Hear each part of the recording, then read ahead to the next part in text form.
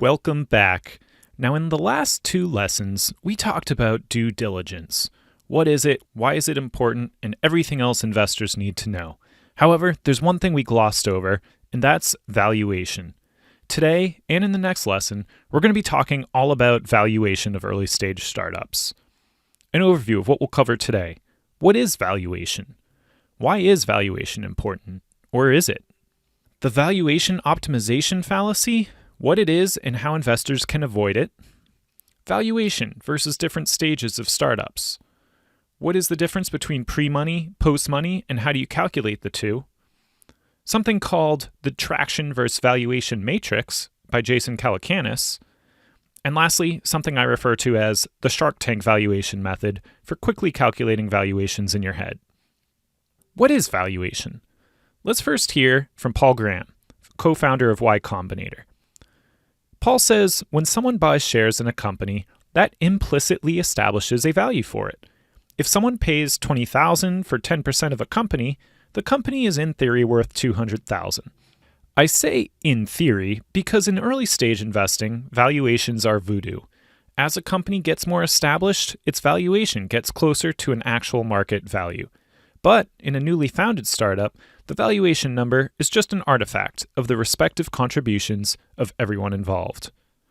So, boiling down what Paul is saying here, in terms of valuation, it's essentially what investors are willing to pay. We can say that valuation is the present market value of a given startup, as agreed upon by both the founders and the paying investors. It's similar to something called the market cap, if you're familiar with that from the public markets. Except there's more potential for inefficiencies here because of the limited supply and demand. That is to say, there's so many fewer investors, but also fewer opportunities to purchase the securities. Now, valuation depends on a whole bunch of different things, but here are a few examples. The founders and the team, intellectual property and existing products, customers, as well as current traction and sales, projected future revenues, risks, competition, and of course, supply and demand of the investors. So, why is valuation important? Or even a better question that a lot of angel investors and venture capitalists ask is it even important at all in early stage investing? First, let's take a look at a quote from Howard Marks that we've explored before, where he says, "It's not what you buy that determines your results, it's what you pay for it. And what you pay, the security's price, and its relationship to the intrinsic value is determined by investor psychology and the resulting behavior." Now, this is something that I truly live by and believe in from the majority of my investments. However, as we'll discuss, it may not always apply perfectly in early stage investing because of the extremely high risk and high failure rate. So, first, let's look at how valuation does impact returns and why it can be important. Consider two different exit scenarios for a startup. First, assume you invest $1,000. The startup is acquired for $1 billion, making them a unicorn. Fantastic, right? That's what everyone wants.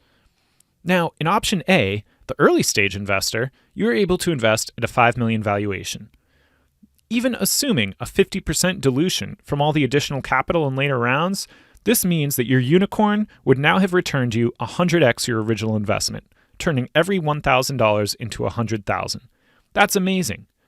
But let's look at another situation for this exact same company acquired for the exact same amount. In option B, the more later stage or growth investor invested at a $200 million valuation.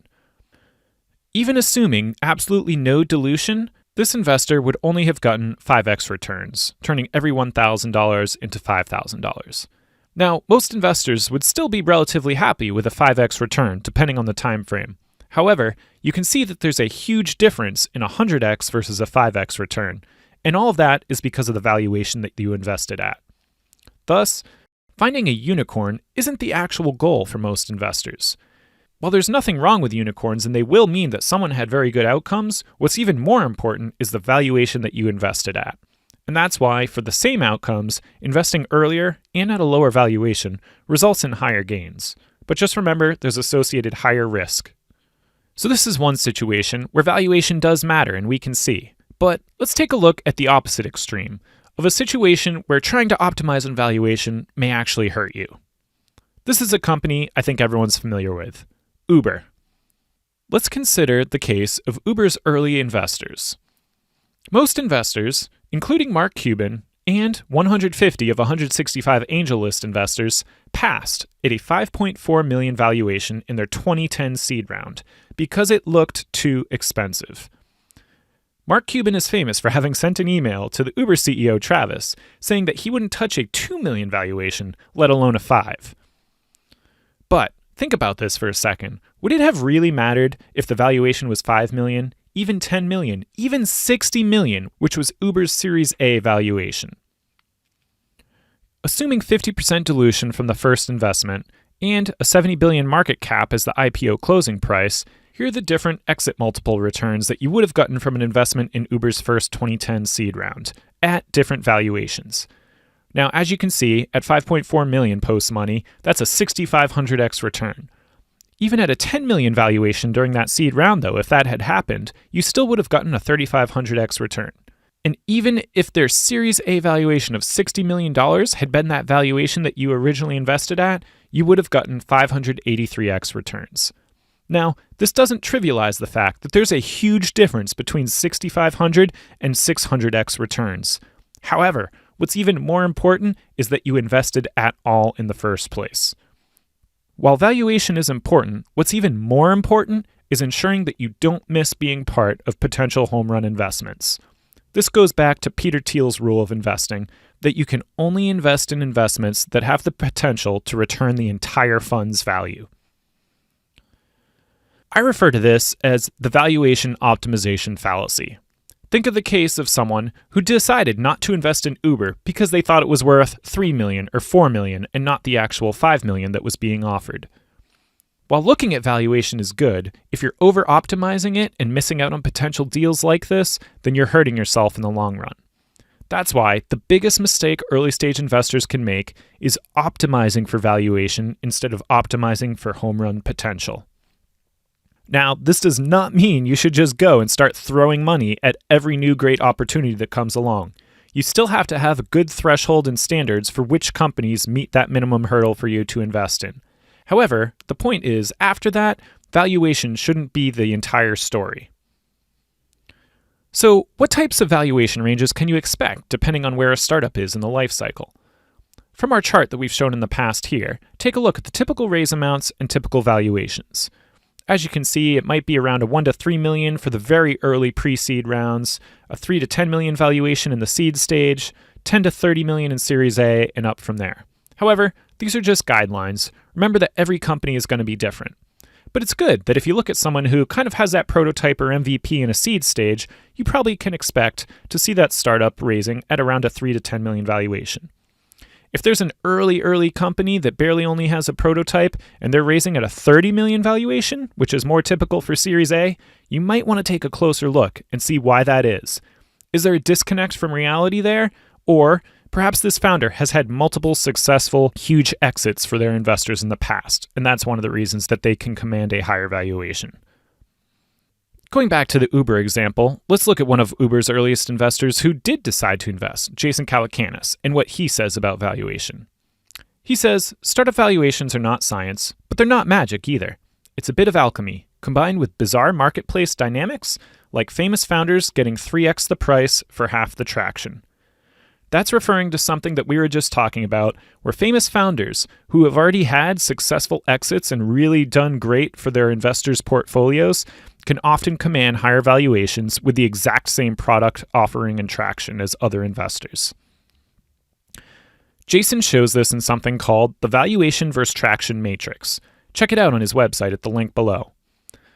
Essentially, you can see this green line in the middle here shows the average valuation of a startup.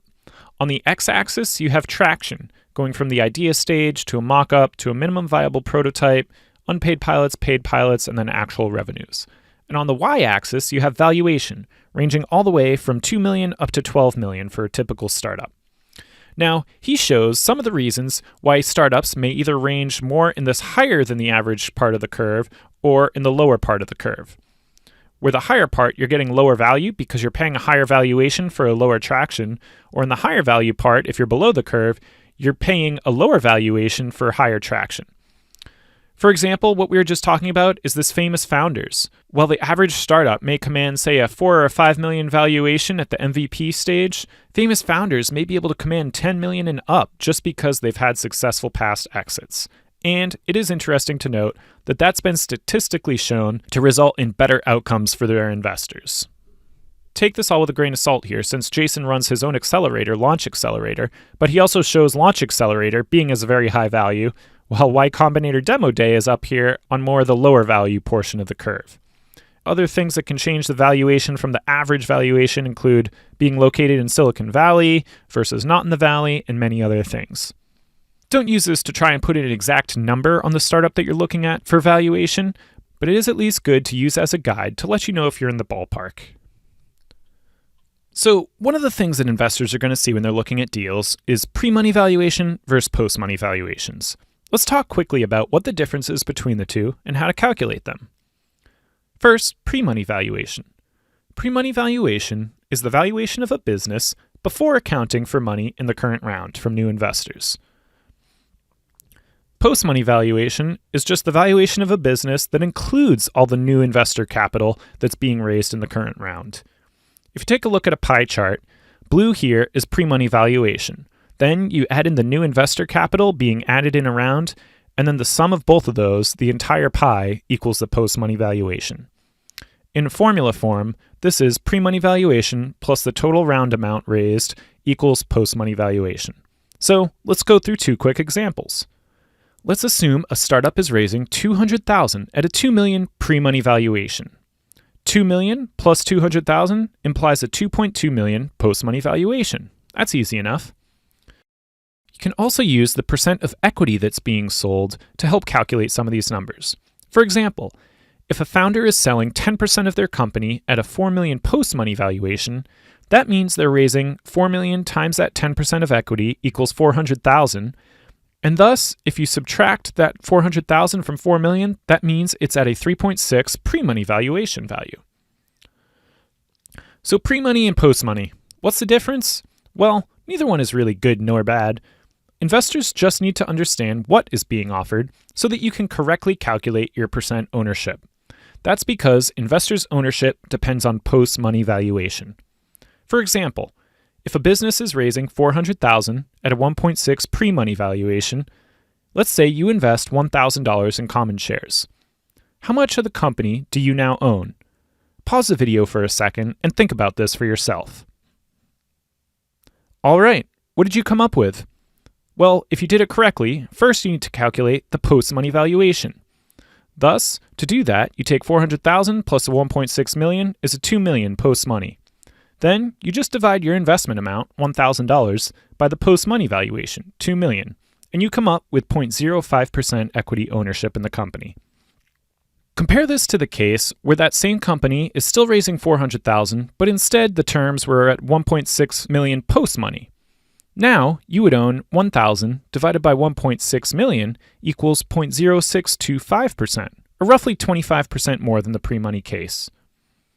You're not usually going to get the option to choose one or the other, so one isn't better or worse. It's just important to understand that you know what you're going to be getting for your investment. Let's assume for a second that you're at a pitch event, something like Shark Tank. The founder comes on stage. If you've seen the show Shark Tank before, one of the first things that you know that every founder starts with is how much they're raising and in exchange for how much of their company. Let's assume this founder introduces themselves and says, I'm raising $250,000 of capital in exchange for 10% of my business. Now on the show Shark Tank, you'll see all the sharks quickly jot some stuff down in their notebooks. Do you know what they're writing? What they're doing is quickly writing down the implied valuation of those two numbers. So what is the implied valuation of this ask? Do you know how to get it from what we just discussed? I'm going to show you some quick tricks now to calculate this in your head. And the next time you watch Shark Tank, you'll be able to quickly understand what the valuation is that they're talking about at the start of their pitch. So I call this Shark Tank math. It's basically how to calculate the implied valuation as long as you know two things. You need to know the amount that the startup is raising and the percent of the business that they are selling. So what are the steps? First, you divide the percent of the business they're selling into 1. So if they're giving up 5%, for example, do 1 divided by 5% equals 20. And then step 2 is easy. You just multiply that result from step 1 by the amount they're raising. So in this case, if they were raising $100,000 for giving up 5% of the company, that would be 20 times 100,000 equals a $2 million valuation. But I have another question for you. Is this pre-money or post-money valuation? If you think about it, this is post-money valuation because they're essentially telling you how much of that pie that they're giving up in that pie chart and the dollar amount of that pie. Thus, when you divide it out, you're calculating the overall pie, which is the post-money valuation. So here's some quick rules of thumb that you can use, since these are some of the most common amounts of the business that entrepreneurs on shows like Shark Tank sell. For example, if you give up 5% of the business, then 1 divided by 5% equals 20. So you just multiplied 20 by whatever they're raising. For example, if they're raising 200,000 times 20, that's a 4 million valuation. 10% implies a 10x multiplier, 20% a 5x multiplier, 25% is a 4x, and so on and so forth. Thus, it makes intuitive sense, as you can see, that the more of a business that they give up, the lower the implied valuation is for the same amount of money being raised.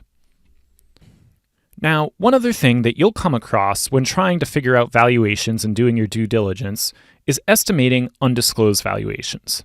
What do I mean by this? Well, startups will often raise certain amounts of capital at an undisclosed valuation amount. So if you're doing research on competitors and others in the industry to try get an idea of the valuation of the company you're looking at, you might see something like the following. Privacy startup raised $3.5 million in their Series A at an undisclosed valuation. Well, it's great to know that people in the industry you're looking at are raising money, but how do you know what the valuation is that's being implied by this?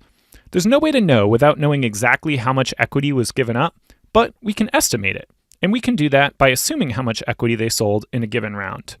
So, for example, in the Series A, let's assume they gave up 15% of equity to the venture capitalists.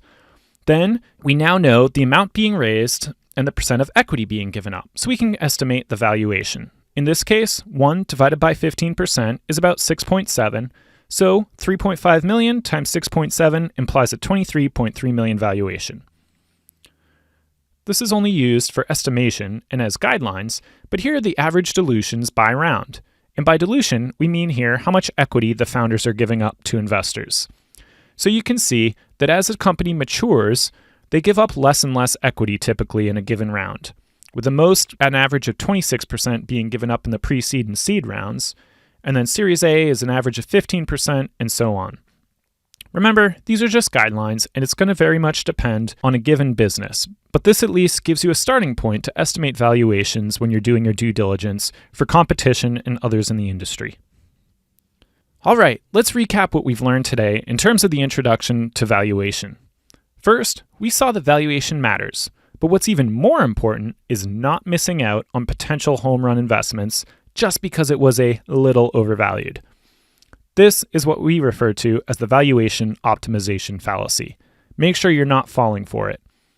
And it goes back to Peter Thiel's only rule for VC investing, which is that you can only invest in those investments that have the potential to return the entire fund, and that there's no other rules because it's so restrictive. Second, valuation is part art, part science. It depends on many things, as we've seen, such as Jason's traction versus valuation matrix, ranging from current market conditions, the founder's past record and exits, the team, intellectual property, traction, risks, geographical location, competition, even human psychology, and much more. As you screen more and more investments, you'll get more familiar with it, so don't be intimidated at the start. Also, we looked at how to calculate pre-money and post-money valuation. Also, how the total amount being raised divided by the equity equals the post-money valuation, also known as the Shark Tank rule. Lastly, we saw how your ownership as an investor is just your investment amount divided by the post-money valuation. Now, next lesson, in Valuation Part 2, we're going to roll up our sleeves and actually look at how investors come up with valuations for companies. We'll be talking about some of the most common valuation methods, including comps, DCF or discounted cash flow method, and many others, such as the VC method, Berkus, cost to duplicate, and others. we'll talk about who actually does valuation on equity crowdfunding portals when something is offered to the crowd. This is different from angel investing because angels and VCs can negotiate valuation, so we'll see how that works with crowdfunding. Then, we'll actually dive in and do a valuation case study. We'll take an actual crowdfunding startup that's raising right now and do a real-life example of how you would look at the valuation. Just remember, you're part of the Level 3 Advanced Crowdfunding Investor courses and in Module 1. If you haven't already, head over to academy.crowdwise.org and create your free account to get all these courses in a great structured learning format, as well as all the supplemental learning materials, screening checklists, and more. Make sure to follow us on social and subscribe to our YouTube channel so you get all these investing videos and others as soon as they come out. Thank you again, and we'll see you back here for the next lesson, Valuation Part 2.